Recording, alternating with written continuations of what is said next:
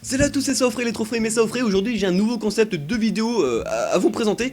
Alors il faut savoir aussi que j'ai très peu l'habitude de vous demander des pouces bleus, mais là honnêtement si la vidéo, le concept, tout ça te plaît, et bah mets un pouce bleu, ça me ferait super plaisir, merci mec. Je vais vous expliquer un peu le délire que j'ai. En fait, chaque mois j'achète des mangas et je compte faire une vidéo à chaque fin de mois pour vous montrer ce que j'ai acheté et éventuellement vous éclaircir sur certains mangas que vous aimeriez acheter, etc. etc. Dans cette vidéo je vais justement vous montrer ce que j'ai acheté pendant le mois de septembre et je compte faire ça à chaque fin de mois. Donc normalement ça devrait faire 12 vidéos dans le genre, si t'as compris.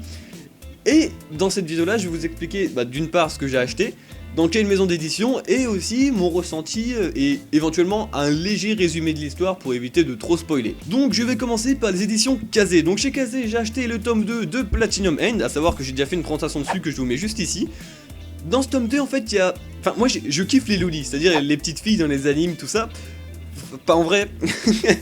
Mais en fait dans ce tome là, et bah il y en a une qui est là, tu sais, toute mignonne et tout, mais elle se fait défoncer. Enfin elle meurt. Mais tellement sale, j'étais trop mal, j'avais trop mal pour elle quoi. Sinon dans ce tome 2 il y a du dénouement, il y a enfin de la baston et quelques alliances et c'est vraiment sympa. Chez Kazé toujours j'ai acheté Beyond Evil. Alors Beyond Evil c'est l'histoire de Gotha, un lycéen un peu comme les autres, mais assez stylé, tu vois, dans sa carrure, dans son design il est stylé. Et puis un jour il se fait agresser dans une ruelle contre des gars. Et à partir de là, il y a eu un déclic, et c'est en fait que Gotha a signé un pacte avec Victor, que tu vois ici, mais contre lui. C'est-à-dire que lui, il l'a pas voulu, mais comme Victor lui a sauvé la vie, et bah, du coup, il est obligé de lui être redevable, et après, du coup, il est un peu dans des affaires louches, tu vois, enfin... C'est vraiment un manga que j'affectionne tout particulièrement, même si c'est pas le préféré de ce mois-ci. Chez Pika Edition, maintenant, j'ai acheté le tome 1 de Greensward. Alors, Greensward, j'ai fait une présentation dessus. Pas trop d'originalité, mais ça se lit, c'est plutôt sympa, mais sans plus. Le deuxième tome de chez Pika Edition, c'est Aeradi. Alors, par rapport à ce qui peut se raconter, moi, j'ai pas du tout accroché. J'ai pas trop aimé, du moins dans le tome 1, il y a pas vraiment... J'ai pas trouvé ce que je cherchais dans ce tome 1, tu vois. On m'a dit, ouais, mais Aeradi, c'est trop bien, mais la fin, elle est bâclée. Et rien que pour ça, j'ai même pas envie de continuer à Aeradi, même si ça se trouve, c'est un super bon manga, mais avec le tome 1, j'ai pas été... Ma soif d'action n'a pas été complet. Voilà, donc un petit flop pour ma part. Après vous, dites-moi ce que vous en pensez. Chez les éditions Kana, j'ai acheté le tome 3 de Skyag Survival. J'ai déjà fait la présentation de ce manga. Mais dans celui-là, on en apprend plus sur le frère de Yui et quelques indices sur les hommes masqués. J'ai vraiment pas été déçu de ce manga et le tome 3 a répondu à mes attentes. Tu vois, c'est le manga. Enfin, pas le manga non plus, tu vois, mais il est cool, il est très cool, très cool. Et là, on va taper dans mon gros coup de cœur du mois.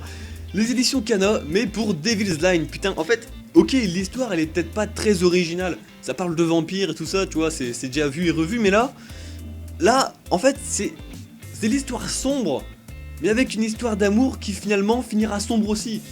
Tu vois, moi, des histoires d'amour où il peut pas y avoir de suite, bah ça je kiffe. Là, on sait pas s'il va y avoir une suite dans leur histoire d'amour, mais putain, mais c'est trop cool, c'est trop bien pensé. Les dessins ils sont super, honnêtement, il y a une présentation de manga qui va suivre sur ce manga. Mais putain, je te le conseille mon gars, si t'as l'occasion d'aller à Carouf ou à la Fnac et que tu le vois, prends-le, clairement prends-le. Moi je kiffe, clairement. Bon ok, j'arrête de sucer, c'est bon, allez.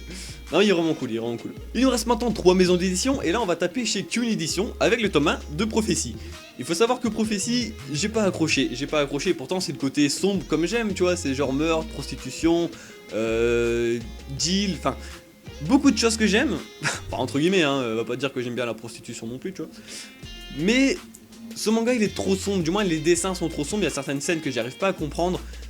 Pour moi, j'ai pas aimé, mais vous, peut-être que si vous l'avez, vous avez kiffé et que vous avez un autre point de vue, alors dites-moi ce que vous en pensez, mais moi honnêtement, il m'a pas hypé, dommage. Et ensuite chez Kyun, pendant le mois de septembre, j'ai acheté les 2 tomes de Remember. J'ai déjà fait une présentation dessus, mais il faut savoir aussi que dans le tome 2, il se passe des gros coups de pute, mais pas des coups de pute de la Rouchan, hein, des coups de pute entre eux. Mais c'est vraiment horrible, mais c'est énorme. Je vous spoil pas, tu vois, mais putain, déjà si t'as vu ma présentation et que t'as lu le tome 1, dis-toi que normalement ça te laisse à penser qu'il va se passer des coups de pute entre eux. Mais j'en dis pas plus, mais c'est dégueulasse, voilà, c'est cool. Chez Glénat maintenant, j'ai 2 tomes, dont le tome 1 de Berserk, le fameux Berserk. Je devrais même pas te raconter l'histoire parce que Berserk c'est waouh, tu vois, c'est Berserk quand même. Donc j'ai acheté le tome 1 et je suis pas mal content quand même. Et pour ce deuxième tome de chez Glénat, j'ai acheté Ayakashi. Ayakashi c'est un manga français, c'est peut-être pour ça que je l'ai acheté aussi. Au début, en vrai, les dessins ils m'ont pas hypé, genre il y a des têtes, il manque des visages et tout, je fais what? C'est quoi ce délire? Mais au final... ça se lit vachement bien, il y a pas mal de dessins bien travaillés, en fait ça dépend des scènes hein, comme partout. Et présentation manga à suivre sur Ayakashi, clairement.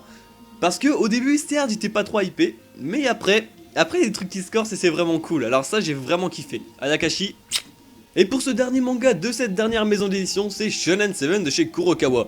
Shonen 7 c'est la suite de Young GTO mais d'une nouvelle génération, c'est à dire que tu verras pas Onizuka ni Ryoji, donc pas de Nibaku. Mais une nouvelle génération, et lui c'est Iki, tu vois, il veut faire partie du Shonen 7, bon je vais pas t'expliquer ce que c'est parce que ça va te spoil en fait, tu vois, faut bien que t'aies encore envie de lire.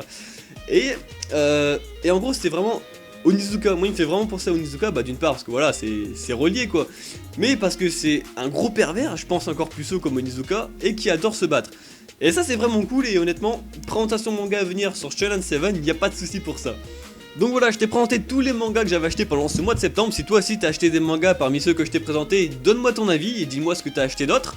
Je vous dis à bientôt, merci à vous, tchuss.